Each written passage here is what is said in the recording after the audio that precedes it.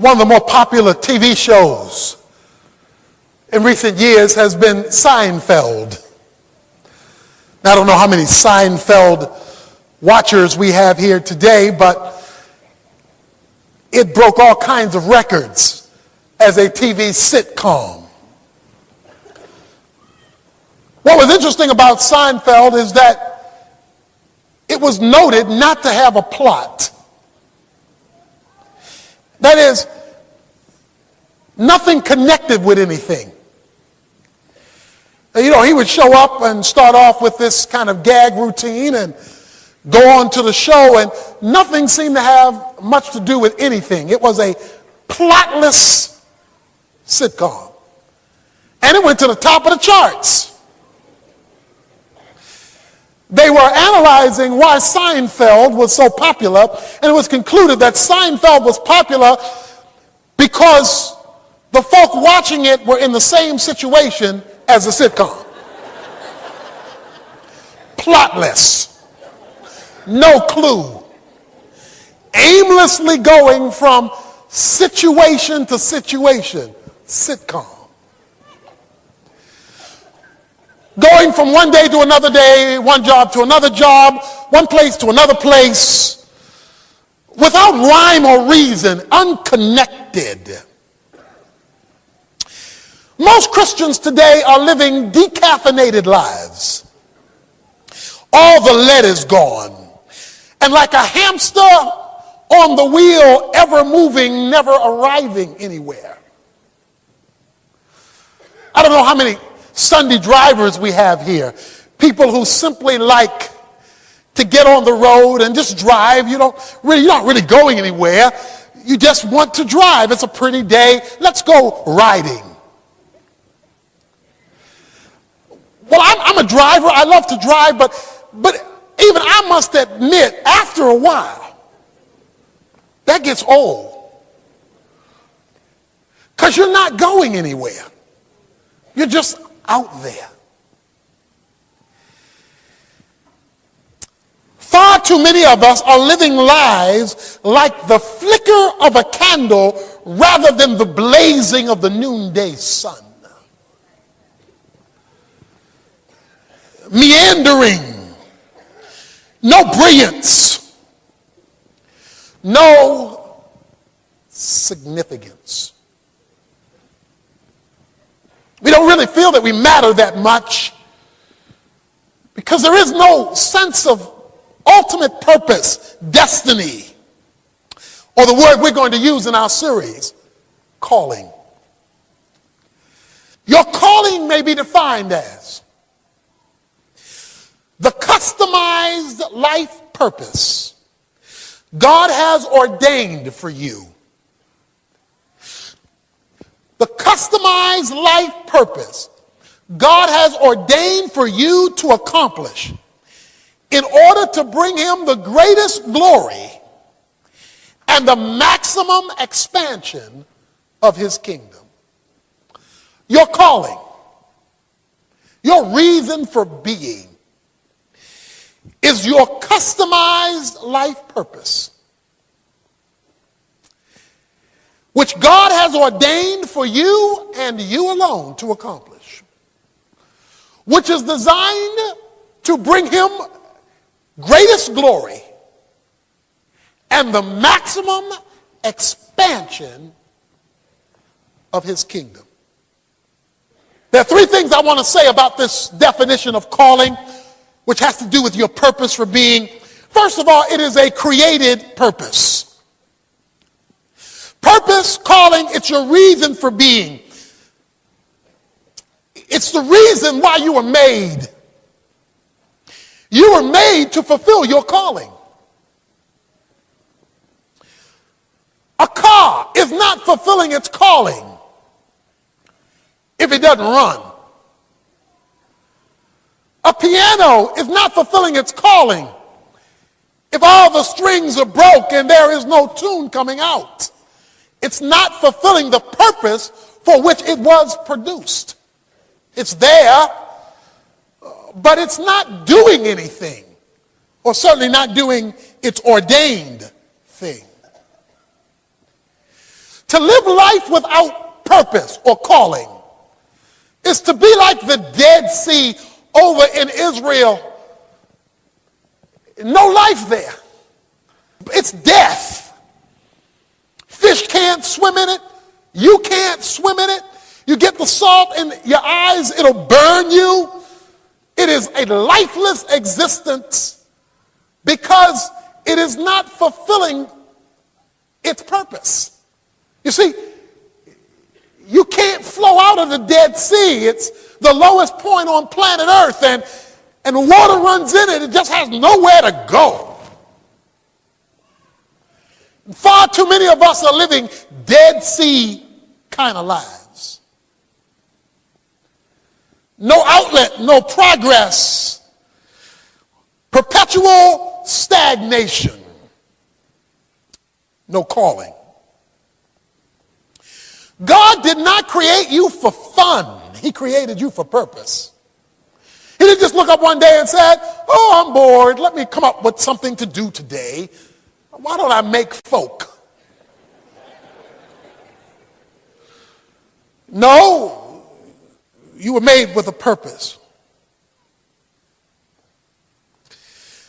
You see this at the very beginning of the Bible, this created purpose. And we could go through the whole first chapter, but let's just look at a couple of items here.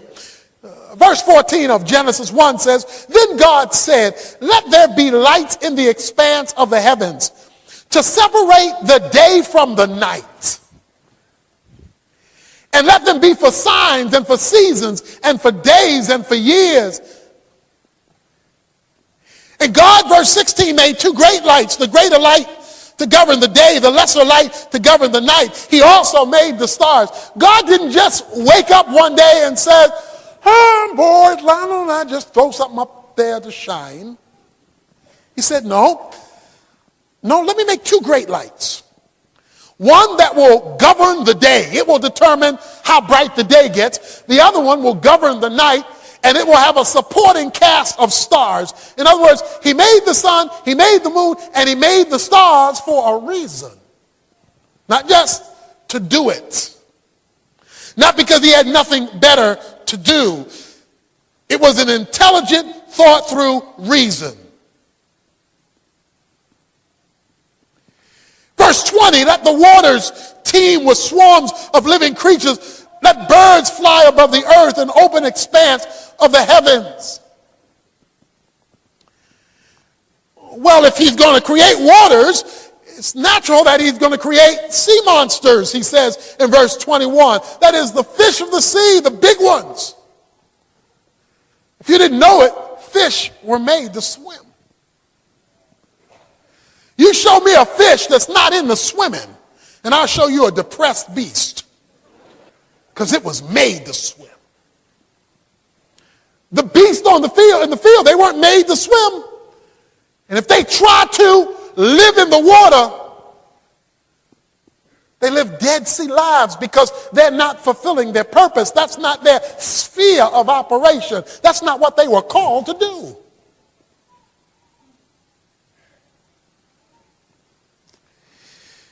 He says about man, in verse 26, let us make man our own image according to likeness, and let them rule over the fish of the sea, birds of the sky, the cattle of the earth, and all the creeping things. And God created man in his own image. He says in verse 28, be fruitful and multiply, fill the earth and subdue it. He doesn't just say, let us make man. He says, let us make man because we have something for him to do. Not just be there, not just meander around, not just go around and notice how beautiful the animals are and how wonderful it is to float on the water. There has got to be more to life than this. Most of us spend a lot of time making a living, not a lot of time making a life. And so we suffer from what I call the same old disease. Every day you get up out of that same old bed and you go to that same old bathroom to look in the same old mirror at that same old face, go to that same old closet to look at those same old clothes, to put it on that same old body, to go to that same old breakfast table, eat that same old breakfast cooked by that same old wife. You know, you get in the same old car and go to the same old work, down that same old road, work next to them same old people for that same old pay, doing that same old job. Then you go back down that same old road, into that same old house, hear that same old noise from those same old kids. Pick up that same old remote, sit down there and go over those same old programs. Go to the dinner table and eat that same old dinner from that same old cook. You know, and go to bed and wake up the next day to rehearse that same old routine. And there's nothing wrong with routine if it's tied to purpose. But if it's routine tied to nothing, you wind up like Dionne Warwick raising the question, what's it all about, Alfie?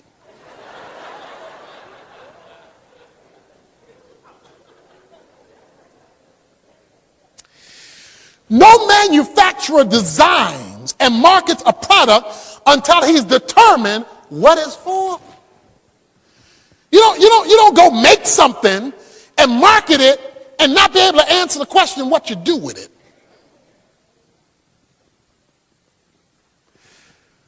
But when you live your life raising the question, why am I here? That question, however you phrase it, that's a question of purpose. It's a question of calling.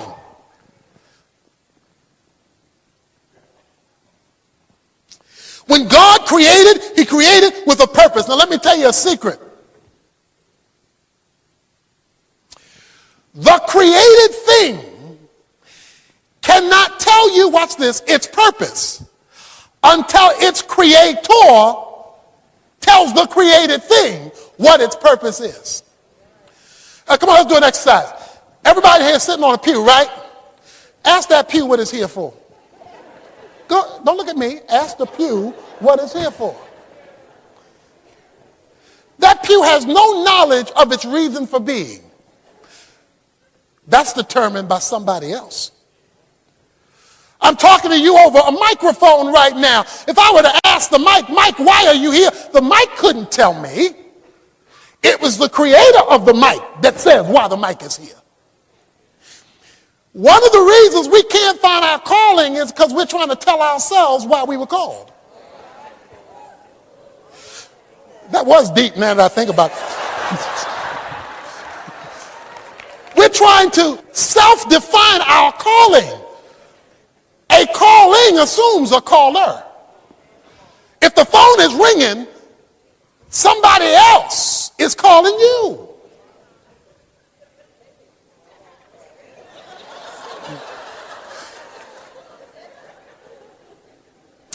God is the caller, you are the callee.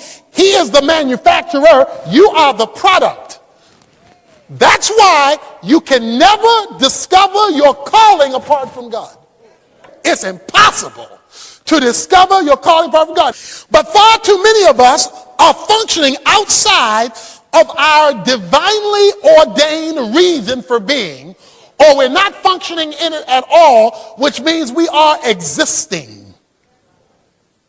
And when you exist, you have to create callings. You have to make stuff up. Now, when you get a bunch of folk who don't know their calling living in the same house, you got a miserable place to live. Because he don't know why he's there. She don't know why she's there. So that already inner frustration, you put on top of that just the regular trials and tribulations of life. There is nothing that is calling them that is bigger than who they are. The successful single versus the defeated single is the distinction between the called one and the one who does not know their calling. The one who does not know their calling thinks all of life is wrapped up in that man or woman they have not yet found and God has not yet supplied. The one who is not frustrated, still desiring, but not frustrated, is because they have been called to something bigger that no other person can fix for them. They are into something so much bigger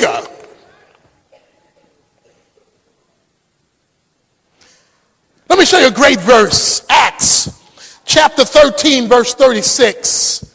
What a wonderful verse. The book of Acts. It's in the New Testament. After John. Chapter 13, verse 36. Listen to this. For David, after he had served the purpose of God in his own generation, fell asleep and was laid among his fathers and underwent decay. What a great verse. You say, I don't see nothing great about that verse. That verse said the man died, became worm food, underwent decay. One, he didn't die until he had completed his purpose.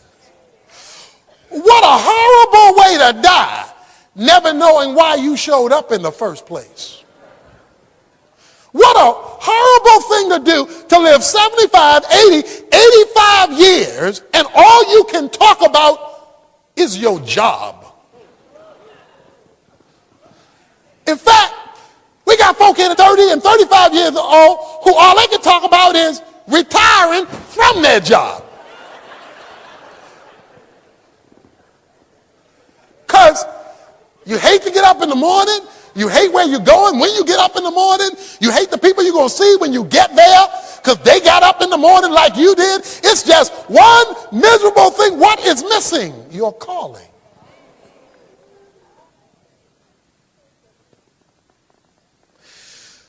Proverbs 29:18 says that without a vision, without a word from God, people perish. What he's saying is that when people have no direction in life, they wither. They die.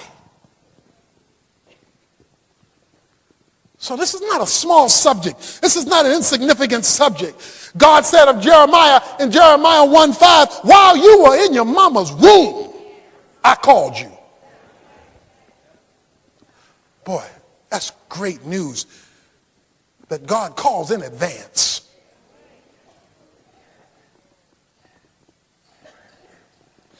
So calling is critical, but it's tied to your creation. You were created with a calling.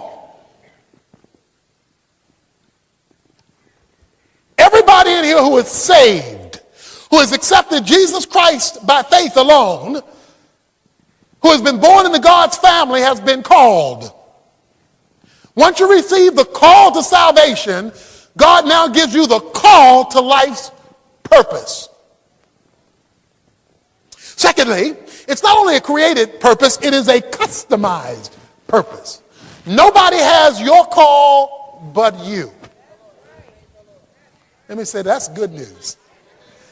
Nobody, and I mean nobody, has your call but you. Nothing else matters any more than knowing that you're fulfilling the purpose for which you were placed on the earth. Nothing. Once you hit that, then you can sing like one great song person, you can't touch this. Because once you have that, you are now alive. You are alive. I am never more alive than when I stand up here. I had a sister tell me, she said, you sure come to life up there. I was thought, now, what you trying to say? I'm a boring person down there, maybe? That's because this is my calling. I used to preach on street corners, in front of bus stops in Atlanta, Georgia. So I wait for folks to gather at the bus stop, and I stand up in the front of the bus stop and start preaching. You must be born again. Every Friday night, I'd lead a group of students out in college, and I preach, you must be born again. Same sermon, because that's all I knew. But I was called.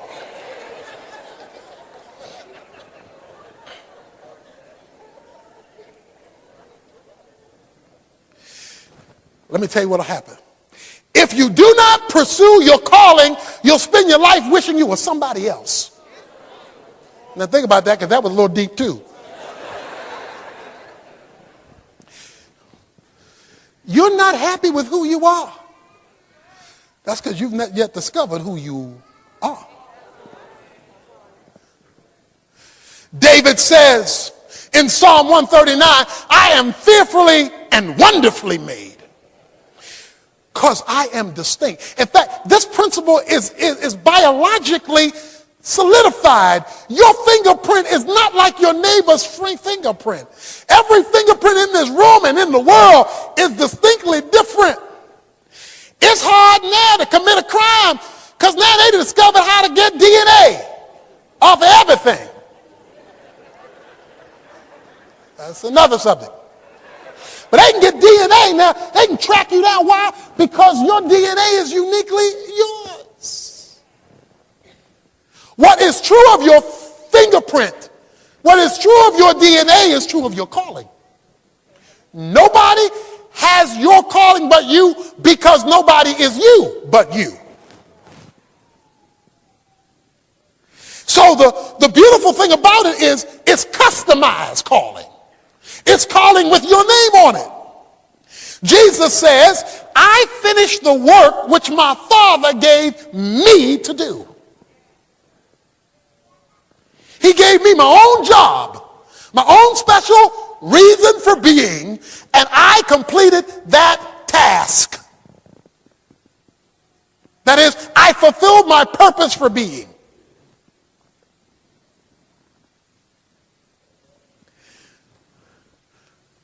My wife wrote a book, her first full single book, Seasons of the Woman's Life, and some of it's drawn from Esther. And of course, Esther's key statement is in chapter 4, where Esther is a beautiful woman. She's a fox. She's a bad mamma jamma. She's got it all together. And her beauty causes her to be selected by Ahasuerus as his new bride. He saw her and said, oh, shoot, whoa. And he takes her. So she gets all comfortable in the king's house, because she now living large. She in the big house. She's got money, she's got cars, she's got clothes, while the Jewish people were in trouble and about to be extinguished, genocide. Her uncle Mordecai says, well, aren't you going to help us? She said, I can't help y'all, because me and the king, we kind of not talking for the last 30 days, and he might get irritated, so, I'll pray for you. Mordecai then writes her back in Esther chapter 4, and this is a zinger. He writes her back, Evans translation, girlfriend, don't think that you're going to escape just because you done moved uptown. So don't think just because you moved uptown now, you're not in the hood no more, you're not living with the rest of us anymore, that somehow you have escaped all this, because when the hammer comes down and they find out who you are, you're going to be just like the rest of us. Secondly, don't think that God can't do this without you. Because if he can't use you, he'll call somebody else. All right? But then after hitting her with the negative stuff, he hits her with this positive line. The positive line is this. Have you ever considered, girlfriend, that you have been called to the kingdom for such a time as this? Have you ever considered God made you pretty so that Ahasuerus would fall in love with you because he knew the Jews were going to be in trouble, and so he wanted to have one of his people in a strategic position at the right time to fulfill their calling for a greater purpose than you just being able to shop and customize your wardrobe?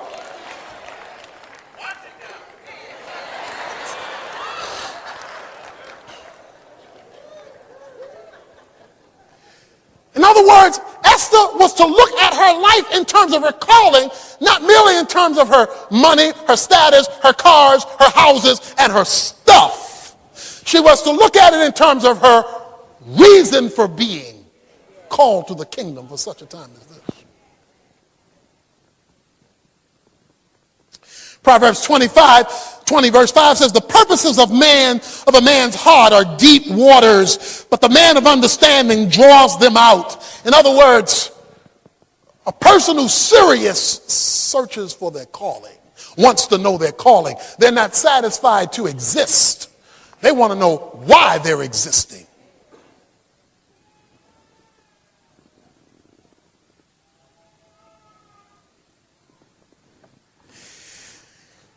Great verse, you all know it.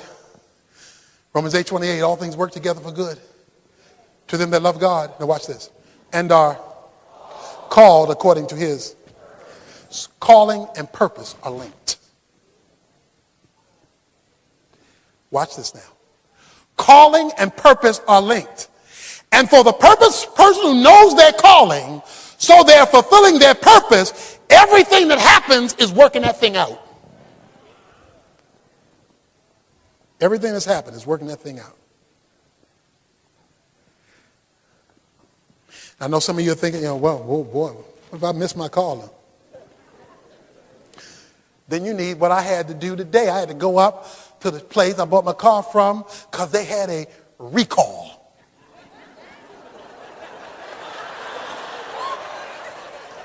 That's right. Something wasn't right on the door, so they recalled it. That's called grace. Grace is when God recalled you. But that's a whole nother message whenever I get to that. All right. Thirdly, finally, it is a comprehensive purpose. It is a comprehensive purpose.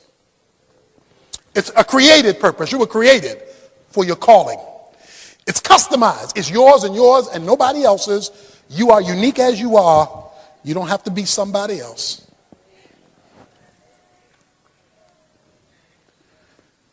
Why would you want to be somebody else, by the way? God already has one of them. Duh. No, he already has one of them. If you become them, then he doesn't have one of you.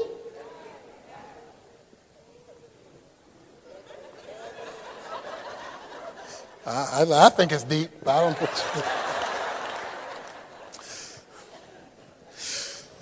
your purpose. Here's why many people don't find their calling. Because their calling is not linked into anything bigger than themselves. Once you live life with a mindset of me, myself, and I, once you take this independent view of life, God will not show you your calling. Because he has called you to something bigger than you. If you have a piece of a puzzle, it is therefore incomplete. If you only have one piece of a puzzle and don't have the puzzle, it's incomplete because that piece belongs to something bigger. Until that individual piece of the puzzle can be related to something that is bigger, it loses its significance. You got a piece of puzzle over here and it's not tied to the puzzle, that piece, no matter how pretty the picture is on the cardboard, is insignificant. Why are so many of us feeling insignificant? Because we're pieces without a puzzle. And we get all hyped because we're a pretty piece. My piece is prettier than your piece, you know. What does it matter with all these pieces of a puzzle sitting out in front of me if they never connect? You still don't have a picture. It loses its significance. Many Christians are like puzzle. They're beautiful cardboards, but they don't see the picture. What's the picture? What is this bigger thing God has called all of us to? All of us to. I put it in the definition. It is the maximizing of God's glory and expansion of his kingdom. That's it. That's it. If you are a Christian, whatever you are called to do will achieve those things. Let me say that again. Whatever God calls you to do will give him greater glory and will expand his kingdom in history. The Bible says in Romans 11:36 that all things are to him and through him and for him. To him be the glory, that men may see your good works and glorify your Father who is in heaven. I can tell you now, if you are a secret agent Christian, God won't tell you your calling. Because that means he won't get more glory from your life. And if your purpose is not tied into the expansion of his kingdom. Now, what is God's kingdom? God's kingdom is his master plan. God's kingdom is his comprehensive rule over all of his creation. To be involved in your calling means that the presence of God is being manifested to a greater degree because you are fulfilling your calling. Now, let me tell you, here's where we get mixed up, and it's preacher's fault on this one. It's a preacher's fault.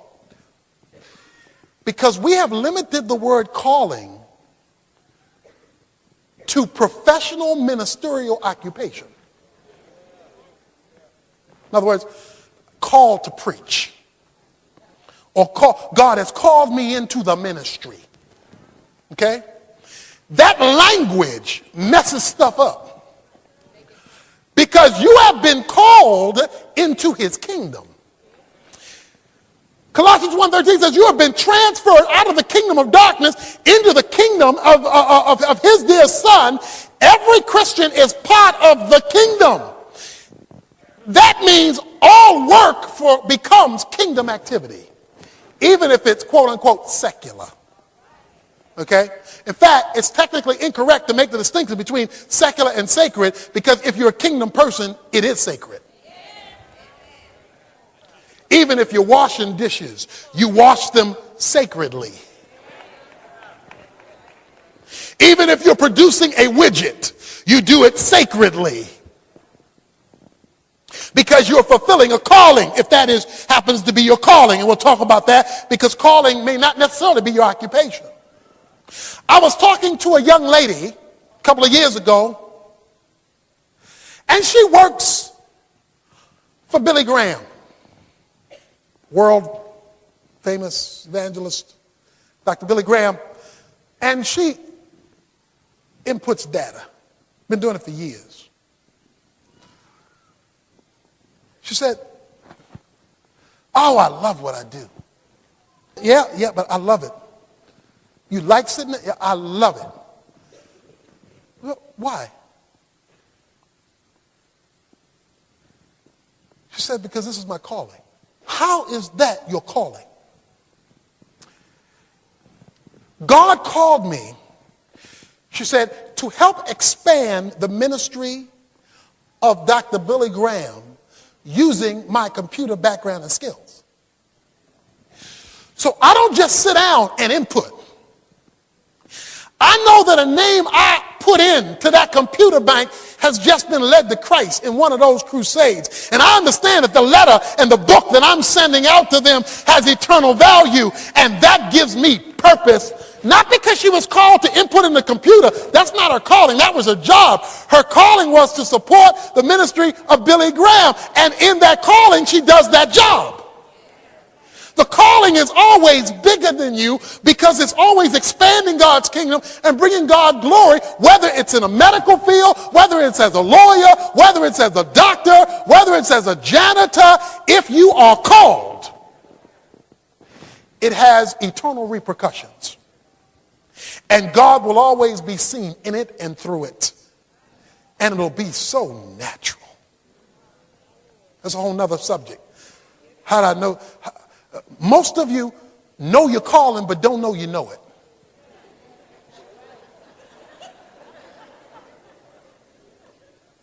And I'll give you a little down payment right now. Here it is. One of the ways you know your calling is that you would do it anyway if nobody paid you.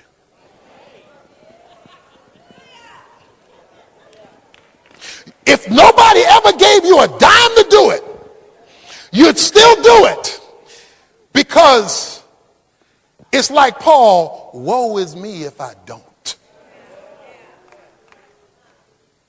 Or like Jeremiah, it's like fire shut up in my bones and I can't shake it. It burns me. It sets me aflame. Now watch this now. Watch this. My time is running out. Watch this now. Because it's kingdom, it always involves discipleship. The kingdom of God is God's comprehensive rule. The process of discipleship is bringing people in line with that comprehensive rule. So therefore, if you are a kingdom person fulfilling your calling, those around you who you affect, you will infect with this kingdom worldview because it's gonna rub off on them to some degree. Now watch this. When this happens, you will be part of the greatest coup d'etat in history. And the reason you will be part of the greatest coup d'etat in history is that when you fulfill your calling in the kingdom, rubbing off on other people so that they are investigating this kingdom too, you are now confiscating the goods of hell and bringing them into the realm of heaven. Your job is to go out there into the world with your calling, representing the kingdom and confiscating that which has been stolen by Satan so it can be used by the kingdom of God. That is what your job is. Do you know why the kingdom doesn't have more? Because we have people who leave the kingdom with no calling and therefore do whatever they do out there and it stays out there. It never is harnessed for the kingdom of God.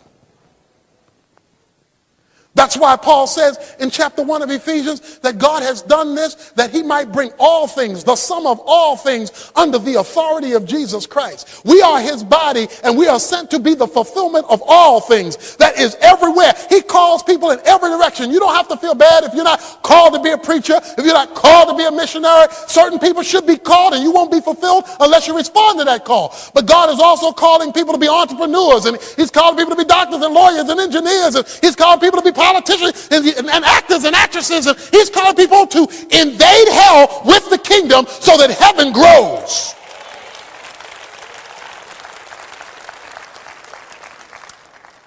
That's what the Lord's Prayer is all about. You know, we went over there. Our Father who art in heaven, I know who you are. You're my Father, and I know where you live, way up there.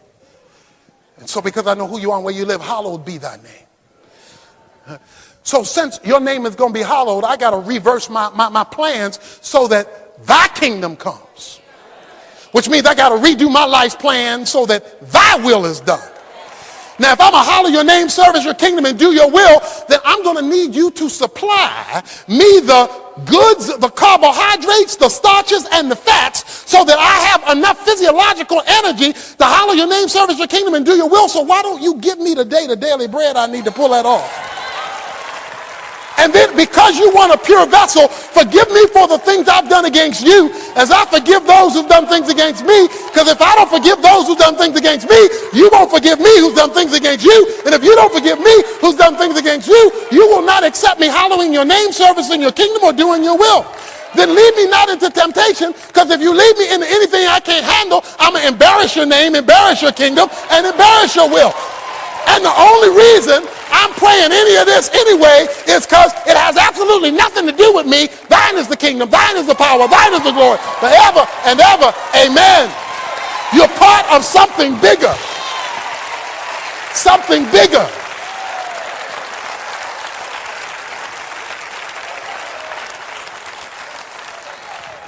And so we close. Every few months, we ordain a minister here at Oak Cliff Bible Fellowship.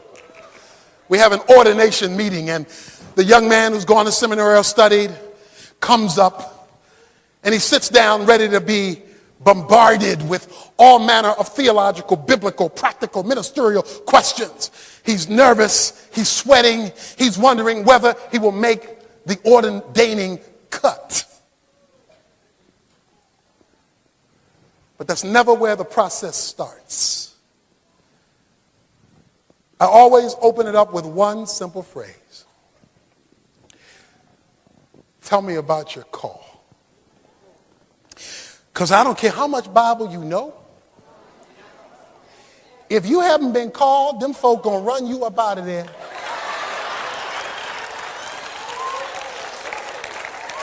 Show you right.